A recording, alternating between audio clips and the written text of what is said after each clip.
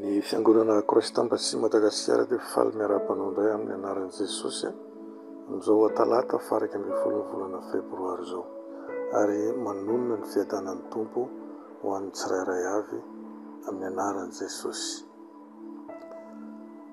Ny rapisadian'ny famarinana izay horenesika androany dia manontolo ny lohateny hoe ampiasao ny fahefana ao amin'ny Kristy. Hitantsika ao amin'ny bokin'ny Lioka toko 7:8 izay mivaky toy izao amin'ny anaran'i Jesosy: indro efa nomeko fahefana nitsaka ny ianarana sy mainka sy andresy ny hery rehetra hananany fahavalo ianareo, ka tsy misy ampaninona anareo akory. Ny Tompo Jesosy dia nanome antsika hery sy fahefana, ary tsy mila finoana fanampiny ianao raha mampiasa izany fahefana izany. Tsy mila miezaka mampiasa finoana ianao raha tia mampiasa ny fahefanao sy ny fanapahanao ao amin'ny Kristy, fa tsotra fotsiny. Raisy ny toeranao ao amin'ny Kristy, ary toeriny devoly dia andositra anareo izy. Hitantsika izany teny izany ao amin'ny Jakoba toko 4:7. Mety misy sorotsaretina ny verimberina na karazana fanamby maro samihafa eo amin'ny fianakavianao. Ampiasao ny fahefana ary ambarao hoe: Satana mandidy anao ampitsahatra ny tetikao sy ny asanao ao an-tokantranoko sy eo anivon'ny fianakaviana amin'ny anaran'i Jesosy. Ny demonia rehetra dia hiondrika ary hiala. Indraindray any amin'ny tokantrano sasany mety misy fahatezeram-be. Ny rehetra ohatra tsy misy mifandray, ny rivotry ny fianjanana mameno ao an-trano ary tsy misy mahalala izay antony. Ianao izay nateraka indray ao amin'izany tokantrano izany dia tokony ampiasa ny fahefana amin'ny demonia ny fahatezerana.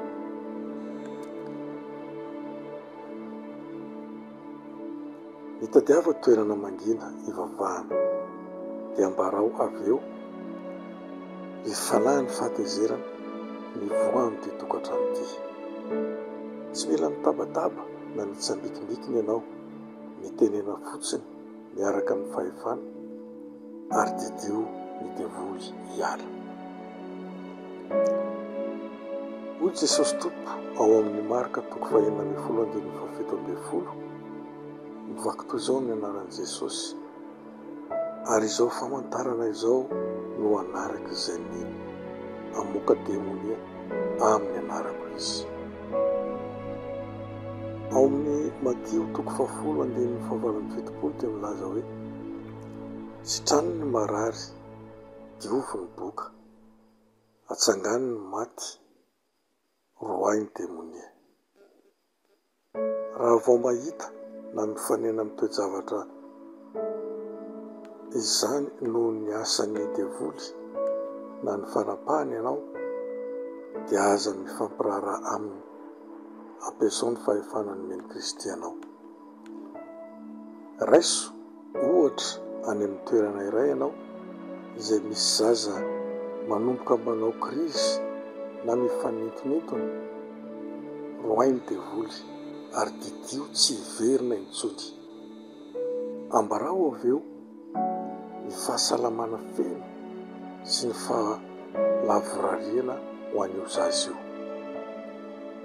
Nomeny Jesosy fahefana tanteraka amin'ny demonia sy ny heriny maizina isika, koa roay amin'ny anaran'i Jesosy izy ireo. Amen. Ndao iarahantsika manao izao vavaka izao Ray malalo, misaotra anao aho noho ny fahefana nomenao ahy ao amin'ny Kristy Jesosy. Lazaiko fa mandeha amin'ny fanapahana aho, maharesy ny asan'ny fahavalo rehetra amin'ny herin'ny fanahy masina, mampiasa fahefana amin'ny toe-javatra ratsy rehetra sy ny fitaomany devoly eo amin'ny fiainako sy ny tokantranoko ary ny tontolo